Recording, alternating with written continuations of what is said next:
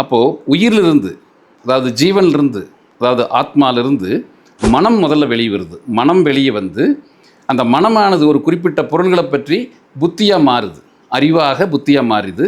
அந்த புத்தி சித்தமாக மாறுது. இப்போது ஆன்மாவிலிருந்து வெளியே வந்த மனம் புத்தியாகவும் சித்தமாகவும் மாறிட்டதுனால இதுக்கு ஒரு குறிப்பிட்ட அகங்காரம் வந்துடுது. இது வந்து தத்துவ ரீதியான விளக்கம். அப்போ எந்த ஒரு ஜீவனுக்கும் எந்த ஒரு மனிதனுக்குமே அந்த ஆன்மாவிலிருந்து வெளிப்பட்ட மனது புத்தியாகி சித்தமாகி அகங்காரம் கலந்த நிலையில் எல்லாரும் வாழ்ந்துட்டுருக்கிறோம். எந்த ஒரு மனிதன் சித்தத்தை, அதாவது அகங்காரத்தை முற்றிலும் இழந்து எண்ணத்தாலும் சொல்லாலும் செயலாலும் அகங்காரத்தை ஜீரோ பண்ணிக்கிறானோ, முற்றிலும் விட்டுறானோ, அவனுக்கு சித்தம் தெளிஞ்சிடும்.